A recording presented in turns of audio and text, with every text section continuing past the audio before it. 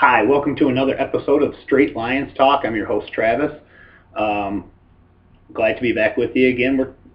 We're going to talk about the Detroit Lions 2015 defense and what it's going to look like. There's a lot of changes in the offseason with Ndamukong Suh leaving, number one. We all know he went to Miami. And Nick Fairley going to the St. Louis Rams. Two high draft picks that are gone. They were key components up front for our defense, and they're gone. But we're going to talk about maybe some of the players they picked up this offseason, some of the players they drafted last year in prior drafts that have been sitting around kind of waiting to show what they can do, and some free agents they picked up. I think one of the biggest acquisitions the Lions made this year was being able to keep Teryl Austin as their defensive coordinator. He was unsuccessful in getting a head coaching position, which I'm really glad. I mean, that sucks for him for his career. The head coach is where he wants to be, but he proved last year he's one of the best defensive coordinators in the league, and he's up and coming in that role too. I think we've only scratched the surface on how good of a defensive coordinator he can be, and I think this year is going to test how good a defensive coordinator he is, because he's going to have to come up with maybe a few new schemes. He's going to put other players in a position to be successful. He had Suh up front, which he's so disruptive. He was able to do a lot of different things by just Suh playing his role as a defensive tackle in that scheme, and he played it perfectly, and that freed up Teryl Austin to be a little more creative. But now I think he's going to be creative with the whole team, and I think he'll be even more successful as a defensive coordinator in that respect. I mean, Haloti Ngata, we picked him up in free agency. He's not going to be terrible by any means if he can stay healthy. But I think Teryl Austin is he's really going to blitz more this year. I think he's going to be a little bit more aggressive with the defense and maybe not take so many chances, unnecessary chances, but I think he's going to take strategic chances when the opportunity presents itself. I don't think he's going to sit back as much as we did at times last year. Last year, it seemed like we played to the opponent's weakness. Early on especially, it was noticeable that we played whatever defense would make us successful. Later on in the year, due to injuries and a few other things, it seems like we laid back more and maybe played a little more coverage. But I think this year is going to be attack, attack, attack. I hope it is. I like that style of defense. It's been very successful. But last year, you can't argue with Teryl Austin's success. The Lions were number 2 in the league in total defense. They were 13 overall in pass defense, and they were number 1 against the run, which that's key. They were able to stop the run, and they had tons of success. If you go through the statistics last year of top defenses, and you go through the top 5 teams, they were all playoff teams, so that's key for the Lions to be in that top 5, top 10 minimum for the defense this year, which I think they can be. I don't think we're going to take a step back like everyone thinks. I think that their defense is going to be maybe not as dominant against the run this year, but I don't think it's going to take us a big step off like people think. I mean, we did lose a key piece in Suh Fairley. He was good at times, a little Sean Rogers there, a little too much Sean Rogers for me. I will say this about Nick Fairley. I'm going to make a prediction right here. I probably said this before in a couple other videos, but I just want to make it clear. I think Nick Fairley is going to have a monster year, just like he did at Auburn his senior year when he had to. He has a show-me contract this year. I think he's going to have a monster year. I could see him being one of the best defensive tackles in the league. And people are going to come out and say the Lions should have kept him and all that, but he's a want to play when he has to guy, and I think the Lions need a wants to play all the time guy, and I think they have that with some of the draft picks they've made. But I really think this year the Lions defense isn't going to take too many steps back. I think it's going to be, like I said, I think it's going to be an attack defense. I think Teryl Austin's going to have a lot of schemes. We have a lot of depth now. It's probably the most talented depth I've seen the Lions have with Kyle Van Noy, some of the draft picks they took this year, some of the free agents they've brought in, some of the people they've been trying to develop. I just think it's going to be an attack-style defense, downhill, in your face, all the time pressure defense, and I just don't think it's going to take that big a step back. I think Austin is smart enough, and I think he's going to have a chip on his shoulder to show everyone that he can still have a dominant defense, even with Suh and Fairley gone, two of the bigger components of the last year's defense for the Lions. Let's get into this year. As we know, the Lions lost Fairley and Suh, as I've said about 10 times now. In the draft, we took Laken Tomlinson with the 30th pick, and the New England Patriots took Malcolm Brown, the defensive tackle out of Texas. Now, everyone thought we were going to fill that role of Suh with Malcolm Brown with that pick, and we took Tomlinson, which I think was a good pick. But I guess we'll see how it pans out here in the future, who the better pro is, or if they're equal, or how it's going to work out. We'll know in about 3 to 5 years, or we could know right away. I think the key to the Lions' defense this year, again, is stopping the run. The Lions made a trade for Haloti Ngata in the offseason, and I think that's a key component. Now, let's remember, he played at Baltimore, where Teryl Austin came from, so he has some knowledge of how the scheme works. I'm sure Teryl Austin's scheme is a little bit different than what Baltimore's is, because Baltimore traditionally runs more of a 3-4 defense, and we supposedly run a 4-3. I think it's more of a hybrid. I think it's a combination of both. I think it's whatever is successful at the time for the opponent we're playing. And I think we're diverse enough we can play both. And maybe that's what they're going for. Maybe that's why they signed Ngata. But either way, Haloti Ngata coming over gives us another defensive tackle with great run presence. He's an up-the-field, run-stuffing, demands a double team still, even at his age, and at the point in his career, he still demands a double team.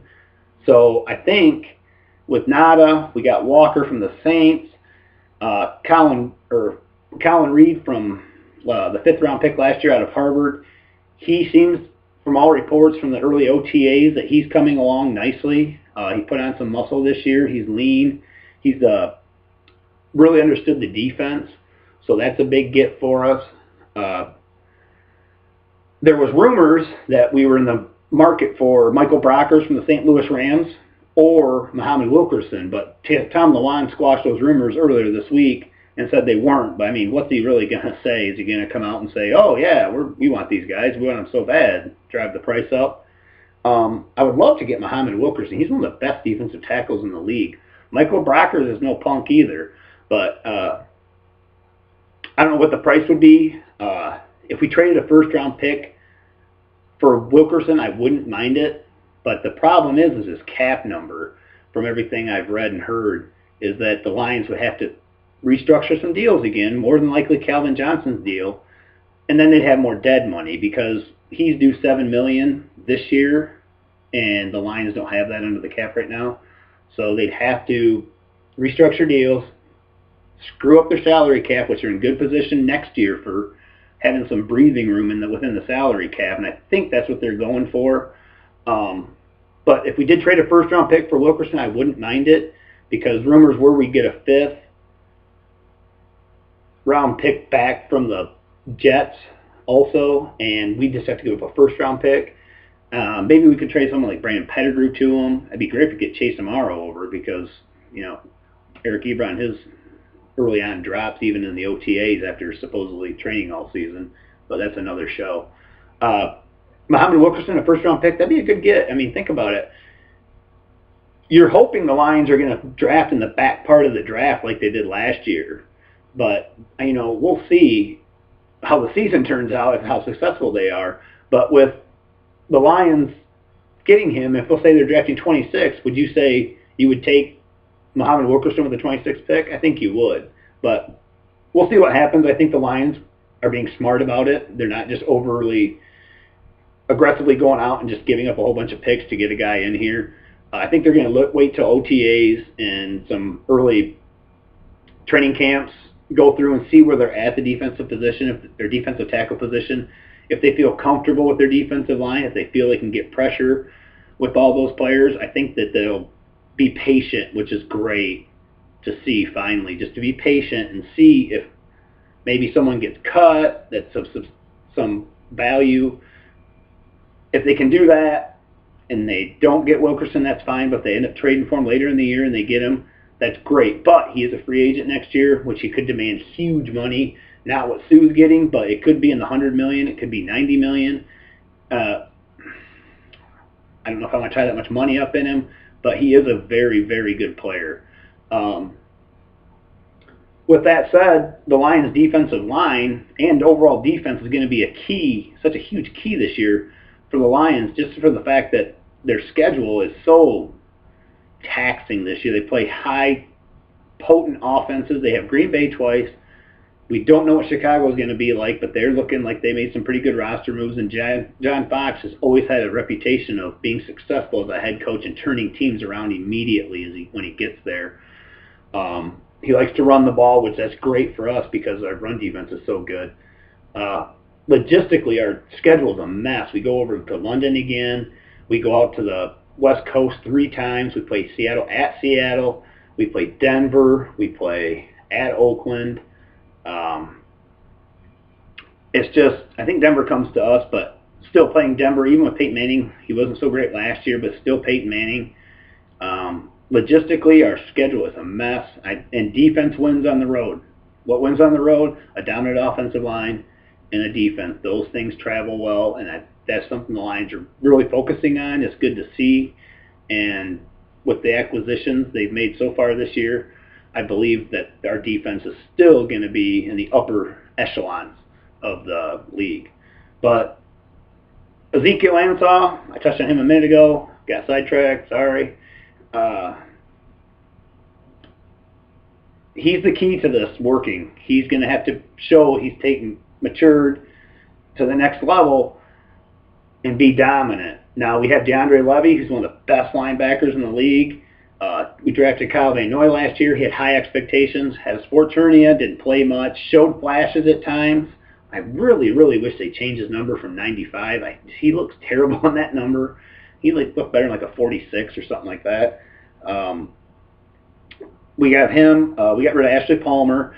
Tier Whitehead played excellent last year, played a great middle linebacker, but I do feel like his position's more on the outside, being an outside linebacking pass rusher.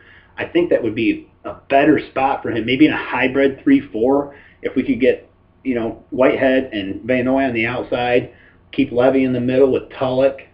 Tulloch's back from his injury from doing his celebration, blew his ACL. He's back. He's going to help the defense. We were able to keep Rasheed Mathis.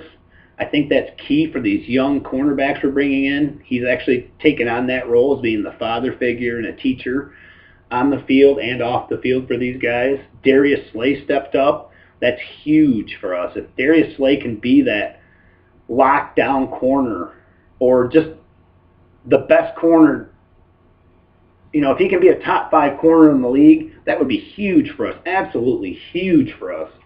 You have Jason Jones still, Devin Taylor, which I'm not so sold on Devin Taylor. I think Larry Webster could beat him out, but Devin Taylor is a talent. He just hasn't shown much in the way. I think he was a little more successful under Jim Schwartz's system than he is with Teryl Austin's right now. But maybe it's going to take him a year to get used to that new system, and maybe this will be the year he really springboards. Early, I'm looking at it right here, early predictions for the Lions roster is that Larry Webster won't make the team. Last week's show had we did a show that had TJ Jones and Larry Webster being sleepers, and I really believe Larry Webster can be a sleeper. He's really athletic. A lot of things going for him, but he's going to have a really good training camp to make the roster for the Lions this year. So, he's going to need to step up with Jason Jones. Jason Jones fits very well in this system. He did last year. He can play defensive end. He can play defensive tackle. That's one thing the Lions have on their defensive line is versatility.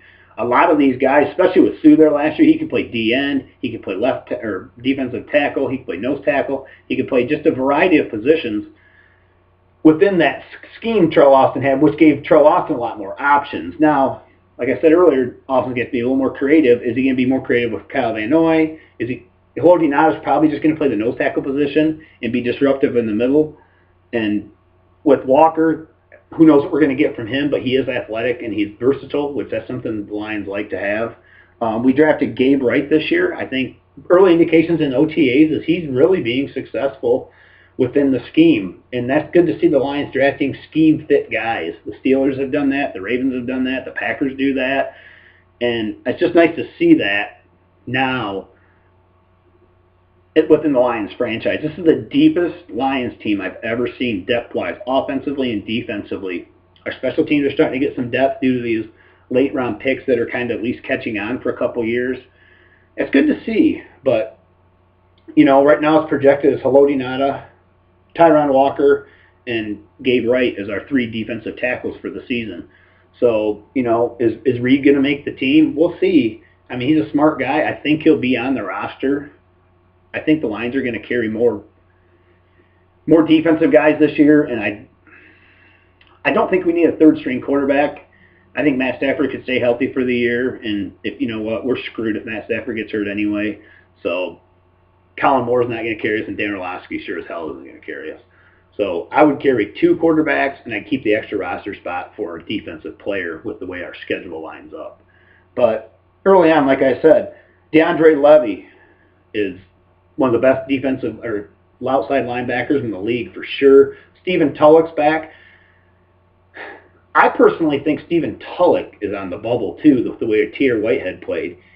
He's not making a ton of money, but if we were to sign Muhammad Wilkerson, he could be a guy that could either be in the deal for Muhammad Wilkerson with maybe like a Brandon Pettigrew, even though he's very valuable in the blocking schemes we want to do and the power running we want to do this year.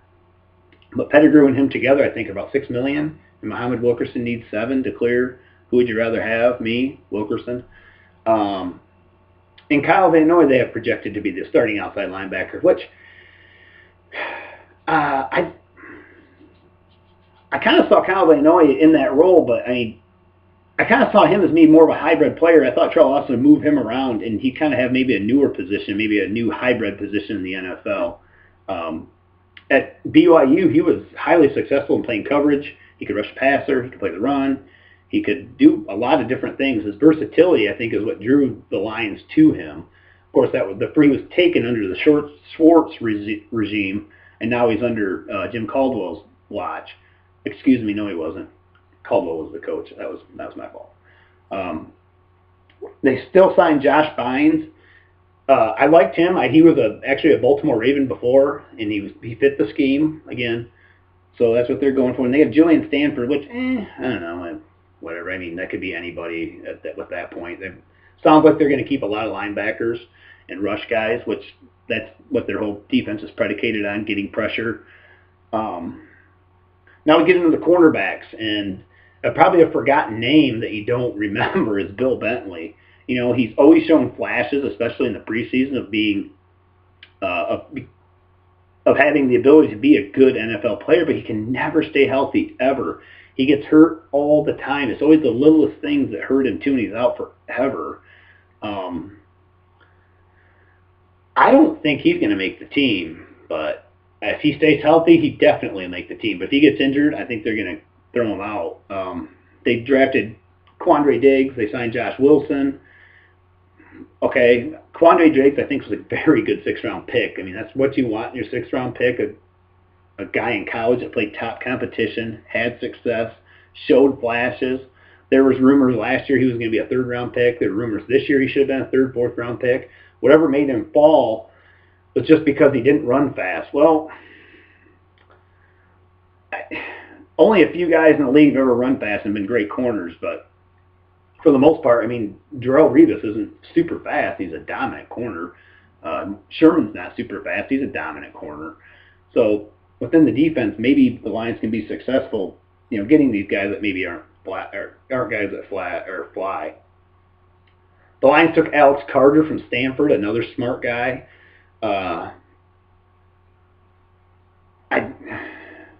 He's projected to take Mathis's spot next year. I like his size. I like his versatility and being able to play the run and the pass.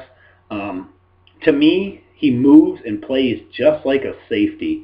I personally think he's going to take James Ahedebone's spot as safety next year because I don't think James Ahedebone will be back next year. He's not real happy with his contract.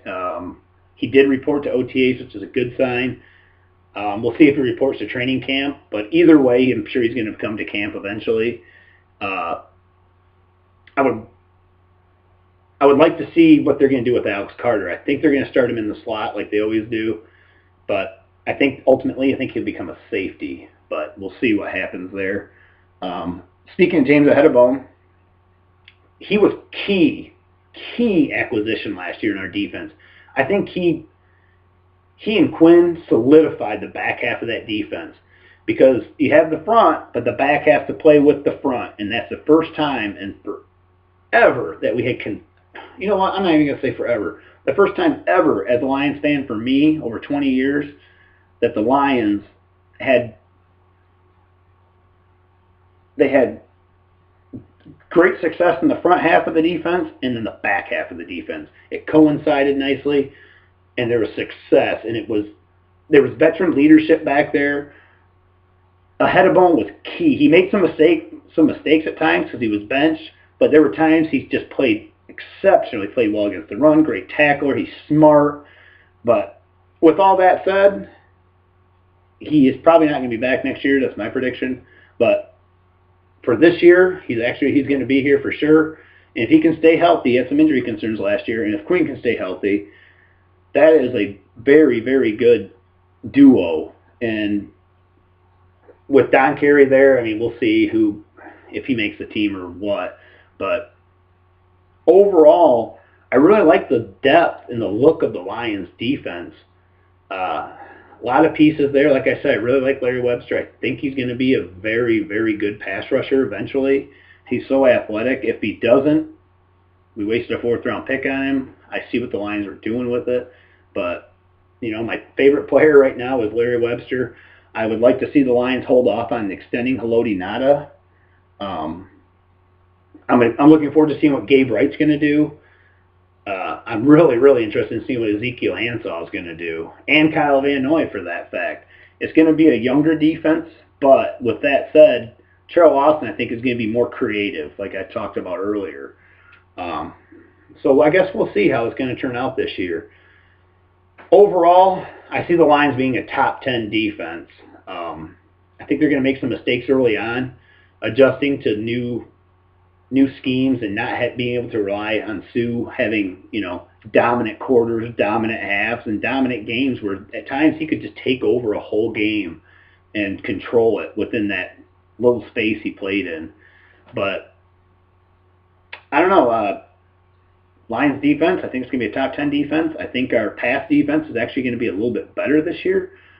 Can the run defense hold up? Those are going to be questions that the Lions are going to have to answer throughout the offseason, during preseason, and during the regular season. If they can have the same success against the run, the Lions will be a playoff team. That's what's going to dictate the Lions from being a playoff team and a not playoff team is how they play against the run. That sets up everything. I think they're going to be a lot better against the pass. Nevin Lawson's there. He's going to have a year. He didn't play a lot last year, but when he did, he showed flashes. Bill Bentley, if he can stay healthy, like I said, he shows flashes of being good, but he needs to stay healthy. James Aheadabone, if he can stay healthy. Quinn, there's veteran leadership in the back half. You still have Rasheed Mathis, who's a smart veteran player. I don't know if he's going to play as many snaps this year, but Darius Slay is an up-and-coming corner. You have DeAndre Levy, who can get pressure in a variety of ways. He can play against the run. He can play against the pass. He can get pressure on the quarterback. Ezekiel Ansah needs to step up. You have Devin Taylor who's going to need to take the next step. If the Lions want to see success. Jason Jones showed dominance at times, but needs to stay healthy. Health is going to be the key. If the Lions defense, the core, can stay healthy, I think great things can happen. I think you're going to see Tier Whitehead take another step this year. I think we only scratched the surface on how good this guy can be coming out of Temple. I think he thrives and loves the attack downhill style that Teryl Austin plays compared to how when Jim Schwartz drafted him and tried to make him more of a cover guy. I just think that he excels in that. I think Kyle Van Noy is going to excel this year. I think he just kind of got off to the wrong start, didn't tell him about the sports hernia. If they can just change his number, it drives me nuts, but that's just another thing. Stephen Tulloch's back. He's a veteran guy in the middle, but Whitehead played very well there, so there's going to be some competition. If Tulloch shows he's getting a little bit older, maybe he's a piece they can move around, to get Wilkerson. Who knows? I don't think he'd fit very well with the Jets' new style defense. under Todd Bowles, but, you know, hey, if they want him and we get Wilkerson, that's cool with me. But I guess we'll see what the Lions are going to do next. I think the next show is going to be about what the Lions offense is and some of the pieces there we've acquired and some of the free agents we've got. But that's all for today. I really appreciate you guys joining us. Please leave comments. If you want to follow me on Twitter, it's at STR Lions Talk. I'd love for any comments on there. We can carry on conversations, have chats. That's it for today's show. I'll see you guys maybe in a week, 2 weeks. Take care.